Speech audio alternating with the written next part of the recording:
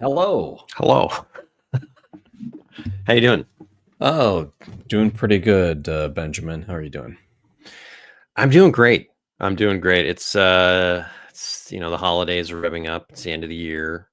Indeed, it's been a busy end of the year. I feel Yeah, very busy. indeed. But we're here. We're just going to talk about Land of Eam for however long it takes. Yeah, we're not doing an actual play today. Georgie and Peter are out for the holidays, which is to be expected. People should take some time off during the holidays. And but Ben and I had a lot of stuff we wanted to reflect on this year, as well as give people a sneak peek of what is coming in 2025, because we have been very hard at work on a lot of new projects, and this will be the first time we ever officially announce some of those projects that you can look forward to in 2025. So stay tuned for that towards the end of the stream. First things first, though, I think we should talk about how all the shipping is shaping up for Yes, Land of Eam. go for it, Mr. Costa. Yeah, so the latest update is that the EU will be the first ones to have their games fulfilled. It's just how everything shook out on the high seas. Because things shake out crazy on the high seas, and that's what we've been told anyway. So fulfillment will start between Christmas and the New Year. I think that's when the warehouse is going to start the process. That's right. And then for UK, I believe the warehouse is expected to get it on the 30th of December. Mm-hmm. Which then means the it's US already is a arrived little in more port. complicated. Yeah, which means it's already arrived in port in the UK. It's shipping now from the port to the warehouse, so its landfall has taken place, which is excellent. So excited! Yes, we are. Thanks, Paul. Extremely excited. Thank you, and thank you, Nick. Thank you, Nick. Yes, it's good times. So but for the the US, is more complicated because there's like three shipments. Yeah, there's 3 shipments. There's more shipments and larger shipments for the US. And one of them is being inspected for gremlins right now. Yes. It got flagged for review, which is, happens and can potentially delay that shipment, but we don't really know. So we didn't want to give any like hard dates or times until we get the update from the Gremlin Watchers. Yeah. So while the Imperial scanning crew is checking it out, I want the scanning crew sent aboard. One of the shipments is going to the warehouse imminently, and then another one has to get to the port still. So yes, we will keep everyone updated on that as we get updates. Probably not over the next few days for the holidays, but after that. Exalted Funeral's been really good about tracking down the shippers too, so they've been hounding people to give us updates, and we do appreciate them tackling that for us. For sure. So it is imminent, my friends. It is imminent. So what else we got on the list? Well, I guess I'd like to reflect and talk about some of the things that did take place in 2024, because this was a monumental year for us in terms of producing material. Like, we wrote new books, released new books. Land of Eam has been the largest project that Ben and I have ever tackled, it being over 1,000 pages of material, 4 different books, or three different books with supplements and adventures and thousands of random encounters, that sort of stuff. It's been a tremendous amount of work, and so Ben and I rarely get to sit and celebrate a little bit, and so I thought today would be a good day to just breathe and say, okay, it's coming in, fulfillment is beginning, and it's been a heck of a project. And the way it started out is kind of funny too, because Ben and I, this was just a labor of love. It was originally called the Rickety Stitch RPG. We started it 2 decades ago, it seems. A decade ago. And we got serious about producing it, and our partnership with Exalted Funeral kind of manifested naturally. We worked with an editor named Jarrett Crater, and he was like, "Hey, you should probably talk to Exalted Funeral. This is right up their alley. This is a lot of good material." We're like, "Okay," and from that point, the relationship started. We got along really well with them. We just got to physically meet the team at PAX Unplugged in Philadelphia, which was a ton of fun. And it's blossomed into a great relationship. And here we are with the launch of Land of Eam and more to come. Yeah. And we can't forget, total side thing, but we put out the third book of Dungeoneer Adventures, and it doesn't feel like that. It's like, yeah, I know. A year ago seems like 4 years ago. Well, it's funny. Like you say that, and I've got in my hands over here a reminder of Dungeoneer Adventures. I got 3 copies of Milk Shakespeare, and I can't see that. I've got my blur on. Hold on. I've got 3 copies here that were sent to us by our agent of Dungeoneer Adventures 3 in Portuguese, which I had forgotten was even Escola de Aventureros. It's funny that you pronounced it, because in the last 24 hours, like 6 different people have tried to pronounce this to me. But it's a beautiful book. I am half Portuguese, but I do not speak the language. Half Portuguese Costa. Yeah, but it's published in Brazil. It's available in Portuguese, and it was fun to get these copies and thumb through them, because it's a great edition. Yeah, we have a lot of stuff to announce today as well. That's true, but before we go there, I also want to talk about Rickety Stitch. I mean, speaking of Exalted Funeral, Rickety Stitch is where the Land of Eam got its start. So if you're interested in Land of Eam and you love graphic novels, you may want to check out Rickety Stitch. Rickety Stitch is a trilogy. It's the story of a skeleton bard who goes on an epic adventure to find out who he was when he was alive. And it was originally published with Knopf, Books for Young Readers, in partnership with Random House Graphic. And this is some years ago. We released the books. We actually got quite a bit of acclaim. They sold through, and we got the rights back. And so Rickety Stitch for a brief period was out of print. So Ben and I would do all these school visits for Dungeoneer Adventures and have all these teachers and bookstores asking where they can get Rickety Stitch, but they couldn't get it because it was out of print. So during the process of partnering with Exalted Funeral, it seemed like a pretty natural fit to bring Rickety Stitch to Exalted Funeral because of Land of Eam and its connection to the Land of Eam. And so through the game, when we launched the campaign, we're selling Rickety Stitch to backers, right? And I don't know that we've announced this yet. I think we have, but we're doing an Exalted collection of the books in a cool slipcase, which sort of happened naturally over the last year, because that wasn't part of the campaign. But it seemed like an awesome thing to do, because they're publishing all 3 books now. Yeah, and they're beautiful editions. They've got a beautiful slipcase. And I had to step away because Nick,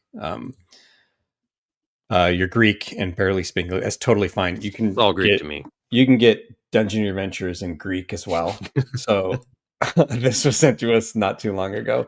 So if you want to crack open Dungeoneer Adventures, if you've got kiddos at home or anything like that, check out the Greek edition, because it is awesome. And that we definitely can't pronounce. Yes, we won't even try. You'll have to show how we can pronounce it. I don't have to be Greek either. Here I thought you were in Greece or spoke Greek. Anyway. No, we met Nick in Chicago. Yeah, Nick in Chicago. Nick in Chicago. So, Rickety Stitch. We're excited about that. Yeah, I'm really excited about that. Being able to resurrect Rickety Stitch, as it were, and have it in that slipcase. I think you can see a render of the slipcase at Exalted Funeral right now, but I'm not sure if the links are fully live or anything. So we'll have to check back. But definitely, like, if you go to landofeme.com, like, you can sign up for our newsletter, and you'll get emails about the releases and the new stuff and all that. So it's it's been a heck of a year. In fact, like, how many episodes of the actual play have we done for Land of Eme, Ben? Switching gears to yet another year of actual plays with Georgie. It was actually a slower year than the previous ones, just because we all have children now. But we started a new campaign, and let's see what we've done. 17 episodes of that. Wow, already. But we finished the Bogtown campaign earlier in the year. My guess is we've probably done 30 something. So, we sort of missed out on some weeks here and there. We also gained Peter Simon. Yeah, having Peter join the team has been excellent. It's fun playing with Peter, and he's testing out the unicorn class that we made available on our Patreon, which is fun because it's a great juxtaposition to George and I's characters. I got a question from Paul C. That was a great day in Chicago. Heck yeah. It was fun. From Paul, what age is Rickety Stitch aimed at compared to Dungeoneer Academy? It's a little older. It was technically marketed as a young adult book, but I think it works for younger. It does. It's got some more like advanced humor in it, and some of the themes can be a little spookier. But that said, Ben and I did do a school tour where we were talking with like 4th graders, 5th graders, all the way through 8th grade. So, and we found fan base. We've even had kids like come up to us at conventions and things, and wanted to get the book signed or get Ben to draw in it. So I think it's it was a totally junior fine. Library Guild selection, which is like pretty good. It was a pretty good barometer. Yeah, it was well circulated, and that's actually how a lot of kids find out about it. They find us in a library, and then they're like, "Oh my gosh, you're in my school library," and that's always cool.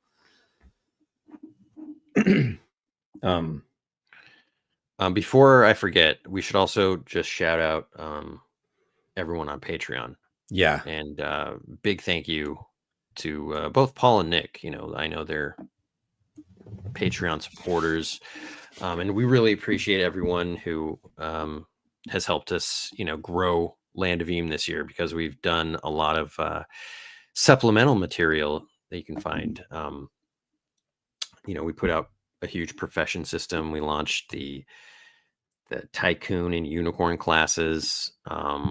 We released some new folk this month and last month, and we were also previewing part of our new sandbox, part of the Underlands sandbox. So you can find the Undermucklands sandbox right there, along with the map, random encounters, and some new adversaries. So we just it's been great to slowly build up the Land of Eme. Yeah, and everybody that supports on Patreon, that's a direct conduit to help us be able to produce more of this material. So, again, I echo Ben, thank you very much, because much of what we're about to update you on what's happening in 2025 was supported by the patrons. So, and I think like the first thing maybe we should talk about is the Underlands sandbox, because that seems like a natural transition. Yeah, let's share the cover here. Look at that. This is done by John Lauren, who did the Mucklands sandbox, and it's amazing. This is just part of a giant GM screen again.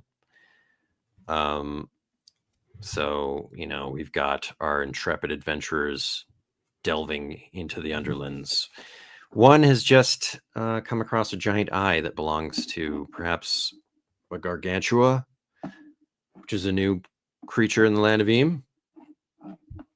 Oh, what's up, JP? How you doing? Hey, JP, welcome to the stream. We love y'all. JP's awesome. Congrats on Dragontown. It's a beautiful book. I love it so much. Amazing.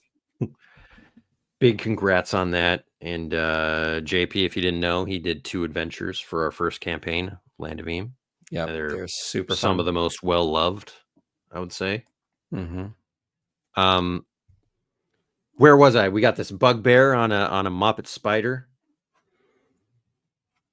running Land away Being Classic. from spore cobras. You know what I mean? And then we've got this amazing gelatinous goo who is encountering a magmar. These living magma creatures. So we're really happy with this. This came out amazing. It came out amazing. This is just the tip of the iceberg. I don't even know if we should share the entire thing, James, right now. I don't think we should. I don't think we should. John would be like, no. Let them be surprised. So yeah, the Underlands has been a lot of fun. It's it has 4 different new regions, and one of them is the flip side of the Mucklands, the Under Mucklands. Something back. Do you ever worry? This is hilarious. Do you ever worry that you got too much Land of Eam, considering the game's not even out yet? Believe me, Ben and I had these conversations, but we just found out yesterday that EN World nominated Land of Eam for one of the most anticipated TTRPGs of 2025. So that has emboldened us to be able to share some of this stuff. And if you haven't, you can go vote for Land of Eam. And we'll put the link in the comments. Yeah. So the stuff for the Patreon, like, we know it's a lot, but we also just wanted to throw it out there to get some play testing going, because we don't have immediate plans to print a lot of that stuff yet. We want to just like get it out into the community and see if we can get any feedback, because with the first core rulebook, we put out the beta like years ago. I think 2018 or 19. And so we had a lot of time to play test it and got some great feedback from people. So we're just hoping stuff like the Professions and the Tycoon Unicorn will get some more feedback. We're not going to print it this year, I know. No, but the project is pretty far along, and we'll have even more updates in 2020, early in 2025, about what folks can expect. But I'm really stoked for the Underlands. There's a lot of juicy, fun stuff that we've been working on that's there, and tons of dungeons, just tons and tons of dungeons. And I believe next month, you hear it here first, we're going to preview another region. Mm-hmm. And I think that'll be the last one that we preview. Yeah, well, we're only going to preview 2 on the Patreon right now, because we want to hold some special sauce for the burgers that we're going to be grilling up. I don't know where this metaphor is going, but but we were going to be previewing on Patreon yet another region. So stay tuned, patrons. You're going to see more of the Underlands soon. All right. What else can we say about the Underlands? I'm not sure. We're going to launch a campaign. We are. We're officially going to launch a campaign in 2025, but the Underlands won't be the only element in that campaign.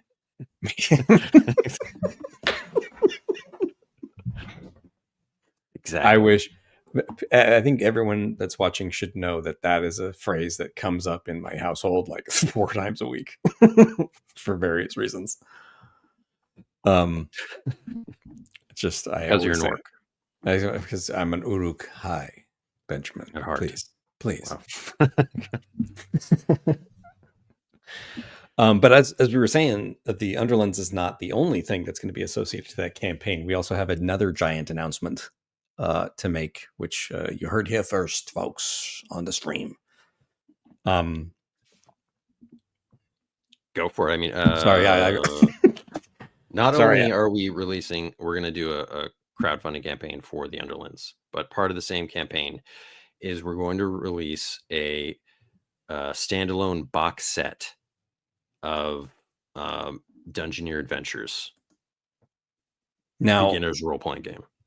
Dungeoneer Adventures beginner's role-playing game is a substantially pared down and designed for younger kids to get into role-playing, and for parents who want to GM for their kids, to make it really easy, so that parents and kids can play together with a game system that is still linked to the Land of Eames. And one of the things that was a challenge, but also something that we wanted to do and accomplish was to make.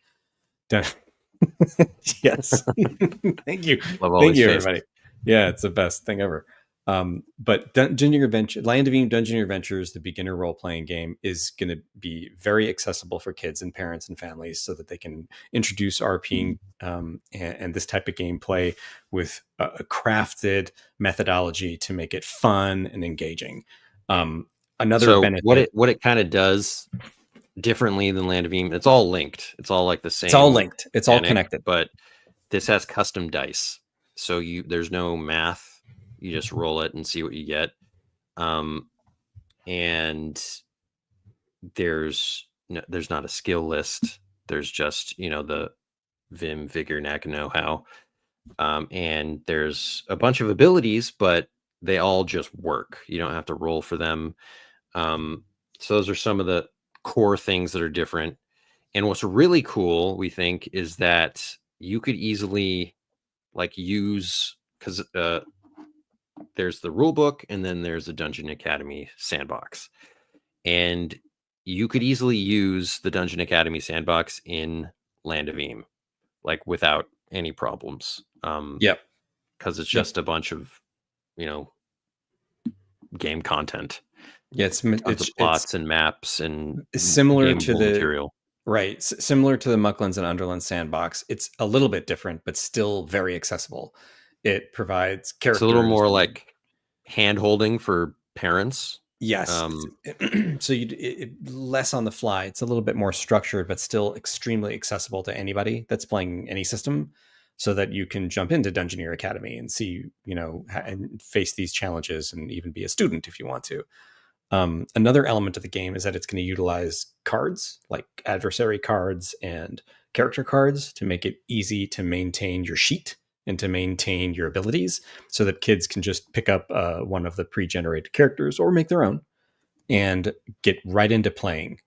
And we're very excited about this, because both of us, one of the things that inspired us to do this is that Ben and I both became fathers last year, and or 2 years ago for Ben.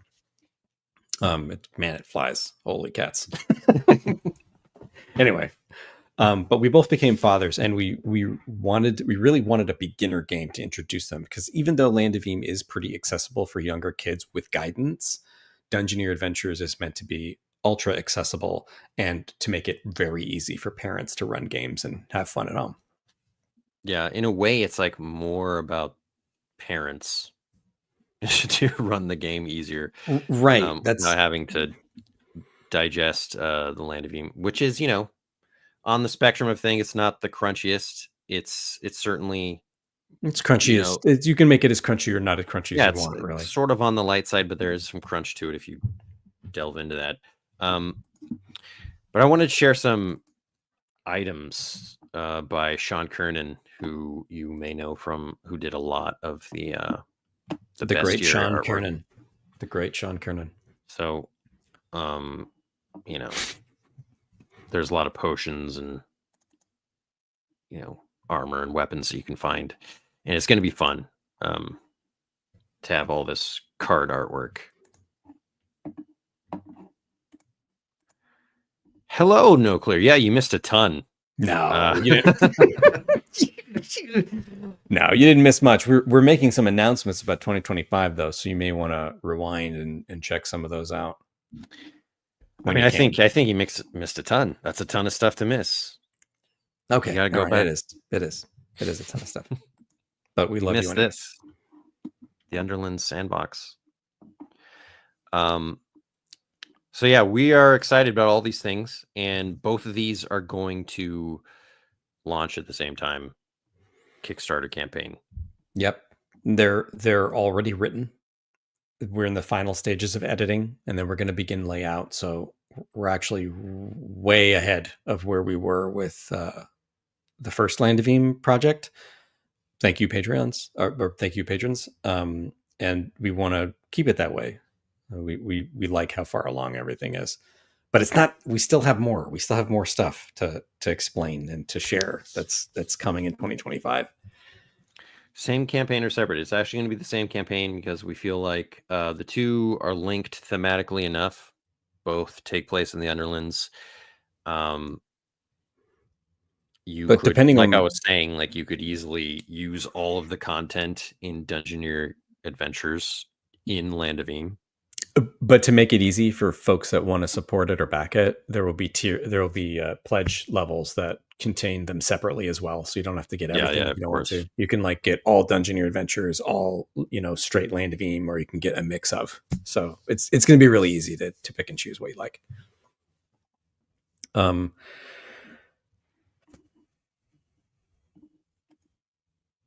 think this is the last bombshell. At least Do it.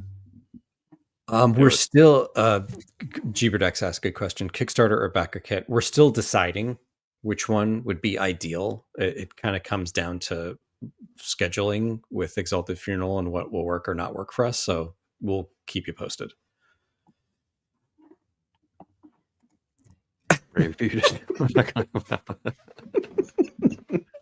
Oh, Paul, you're a prince. Oh, okay. So this isn't the last thing, but another big release that is going to be in 2025 is that we have had a bunch of people ask us about a Land of Eam open license, and that has always been a very big challenge for Ben and I because of all of our other book series being linked to the game. But we have been working diligently to package an open license that works for Land of Eam so that we can release it and unleash the creative talents of everybody that loves making games to utilize the Land of Eam system to create their own stuff. And so we don't have a direct date or anything of when we're going to be releasing this, but for sure in 2025, you'll be able to go to landofeam.com and check out the open license and utilize it to create some amazing adventures and material for tabletop games. Yeah, and it like James was saying, it was a little tricky to navigate that. And one of the things that is going to make it possible is that you will be creating like all new things on your end to kind of slot into Land of Eam. So we got to figure out how that works. Exactly, and we're working on it. Looking at you, JP. Looking at you, JP.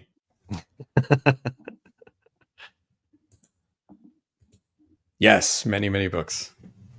So that's we're stoked about that, and we're wrapping it together. We're putting together the SRD so that there's a lot of accessible tools for folks, and we can make it easy and see what creative stuff starts popping up in the Discord and all that.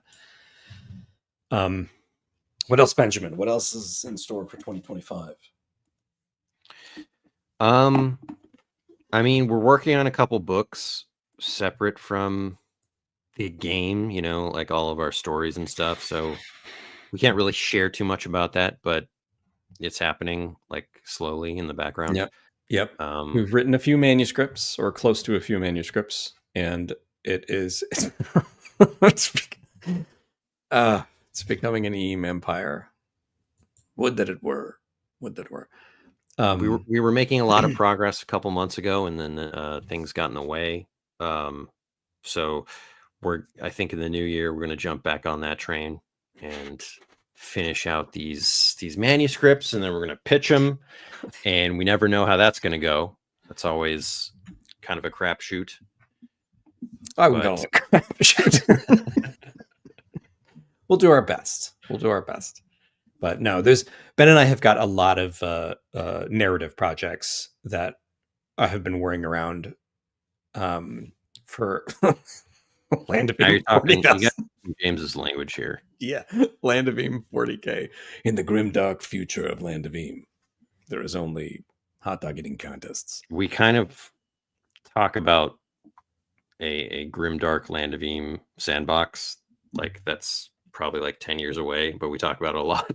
Yeah, we do. We've always joked around about how like the if you're familiar with the Land of Eam history, which you can see in the core rule book, I think, or is it in the Mucklands? It's one of those two books. I Mucklands. can't remember. It's the Is Mucklands. it Mucklands? Yeah, the Mucklands has the history of the Land of Eam in it, and much of the Land of Eam history is steeped in Land of Eam 2099. God, you have no idea how much I love that.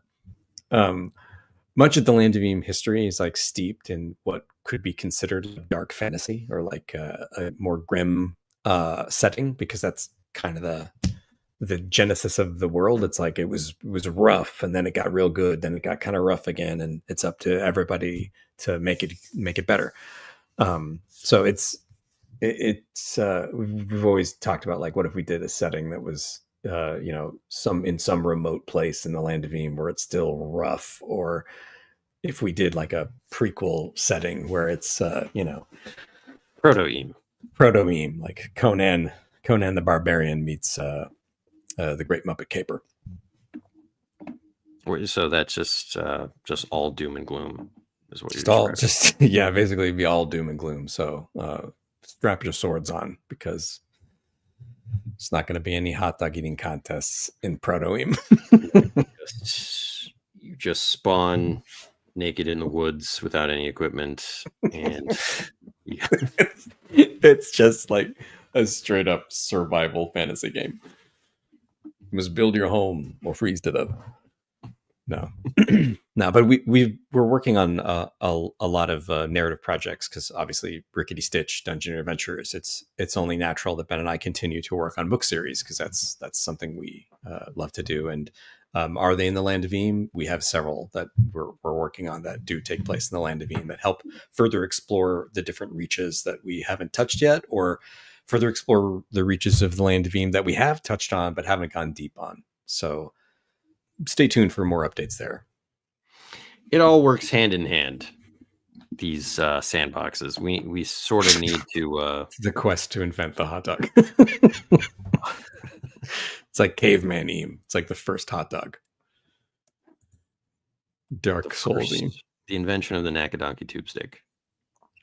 Eam in space, Ben. I'm telling you, people want to see what happens outside the planet Eam. I mean, we have talked about some of this stuff. Yeah, a little bit. Not seriously, but we've definitely not space, but like the moon. Just to meet the expectations of what's already in Rickety Stitch and Dungeoneer Adventures, or at least what's already talked about or mentioned, we have 10 more years of work to do before we'll be able to release much of the world. So stick with us for 10 years, guys. Like and subscribe and ring that bell for 10 years. Is there still a bell? Is that... Ben and I are not YouTubers, as you can see. We have no idea what we're doing. There's a bell. There is a bell. Okay. So do that. You ring the bell. That works. That works. We appreciate your support. Do we get an Eppley in, let's say, 2 years? That would be a little aggressive. It would be aggressive.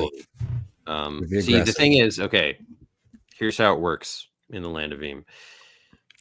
Eppley is like so baked into Rickety Stitch's story, and we still have more to tell for Rickety Stitch.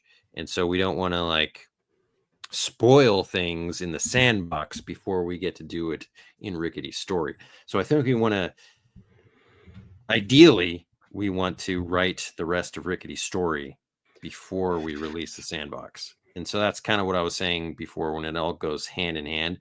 We have like all these ideas for different places in the Land of Eam, and we sort of want to write those stories first before we write the sandbox, because when you're writing a story, you want to be able to do anything you want. You don't want to be bound by things. Yep. Constrained. But that said, there's several sandboxes that we do have planned that would be released, that, for example, like fans of Rickety Stitch know, like, where's Grimdingle, or like, where's Grimlywood? Well, the Grimlywood or the Grimdingle area encompasses Grimlywood and Dingledell, both places that are prominently mentioned in the game and in the Rickety Stitch series. We know that region very, very well. That's where Ben and I began this entire saga. So that's a certainty. It's like going to be on the in the near future, and that'll be a really fun one because it's going to have so many elements that'll be familiar to Rickety Stitch fans in there, and a bunch of new ones. Another thing that we're considering in the cadence, if you will, or not cadence, but the order of sandboxes is like building it out so there are no gaps in the maps. Like all the maps, like the Mucklands is the center of this. It's the beginning, at least. It's not the center, but it'll expand from the Mucklands, I believe.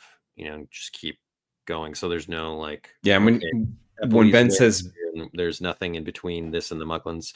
Yeah, and when Ben says beginning, he means like that's where we began, not necessarily that you couldn't just start by playing the Underlands. You absolutely can. It's like they're designed to be able to. You could start anywhere and play anywhere. It's flexible.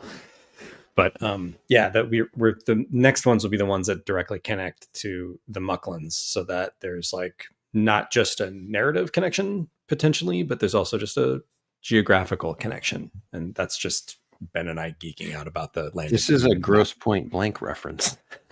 Yeah, I know. 10 years, man. 10 years. Oh my God. That's hilarious. It is hilarious. We need a LOE board game next. We were just talking about that at PAX Unplugged. That's hilarious. But I think we would need to collab on that. We would. We don't have the cognitive capacity for it all.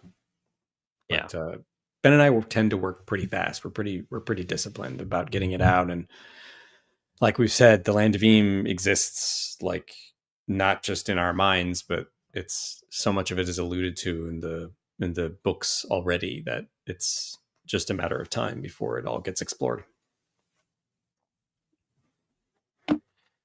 Which is cool.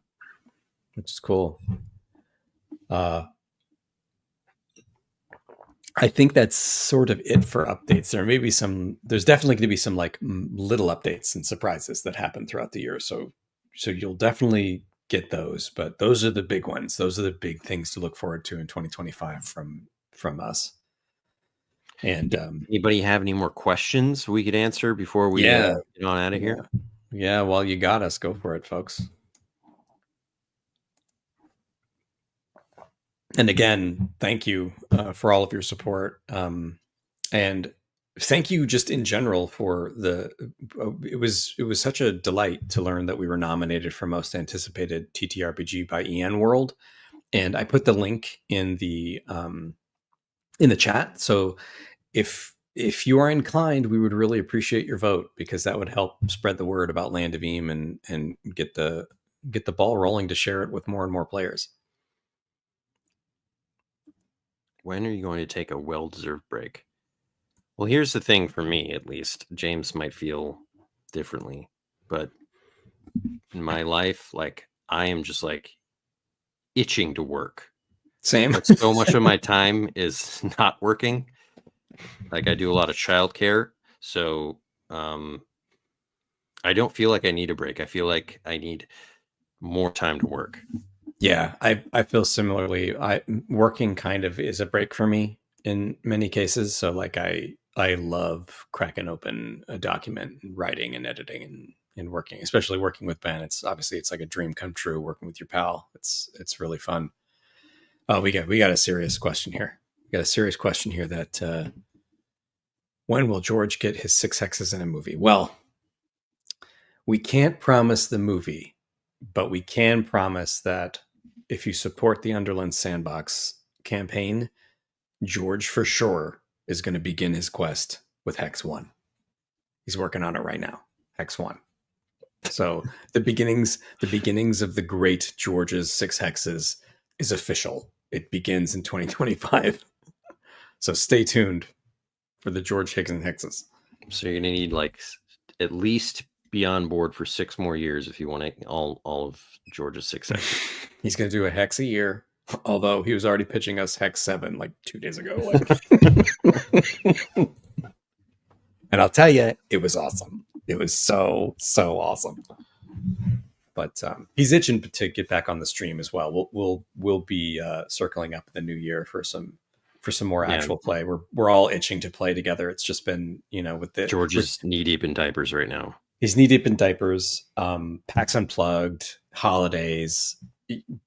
Both Ben and I have been staving off sickness like at various times, so it's been an odd time for us. But that said, if you're new to the actual play, check out the podcast or the previous seasons on YouTube, because there's hundreds of episodes, and there's tons of material that you can begin with, and you can actually watch us like stumble through the very beginnings of the actual play and have our learning curve as we do our first ever official actual play. We're still stumbling, but we're still stumbling because we're more graceful. Yeah, like I said before, we're not YouTubers. It's just actually our game. We just are playing and hanging out. So we appreciate everybody that joins us for that and shoots us questions and just has fun, shares what's going on in their games on Discord. Like we love that stuff. That's great. Yeah. So I think that's about it. If there's no more questions, I think we will hand over the mic to Ghost of Christmas Present. Okay. To continue the stream Sounds for good. us. Yeah. Everyone have a happy holidays, whatever you celebrate. I celebrate Life Day, and we wish you peace. Sorry. Have yourself a merry Life Day. Don your Wookiee robes and hold those orbs to the sky, because the world needs it right now. Wait, hold on. I'm going to delay our sign off to ask you a serious question. Orb holding Wookiees, is that like an actual Life Day thing? I just have that image in my brain. I don't know the significance of it, but they're Wookiees in red robes and they're like holding orbs. Oh yeah, you're right. I remember that from when we watched it with Darren. That's classic. Anyway, sorry. Your sign off was beautiful and heartfelt. I ruined it. I mean, I don't know if that was.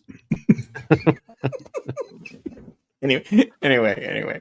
Thanks for stopping by, JP. Yeah, thanks, JP. Anytime. Awesome to have you, man. Paul, thank you so much for your awesome support and No Clear. Thank you, man. Juberdex, Jedward, Brandon Butler, Temporality, Nick Enquist, thanks so much. All of you. Everybody that joined the stream. Yeah. Or that watches the actual play or reads Rickety or Dungeoneer or plays Land of Beam. Thank you very much. We're very thankful for all the support you've given. And have a wonderful year end. Hang out with family. All right. Bye-bye now. Farewell.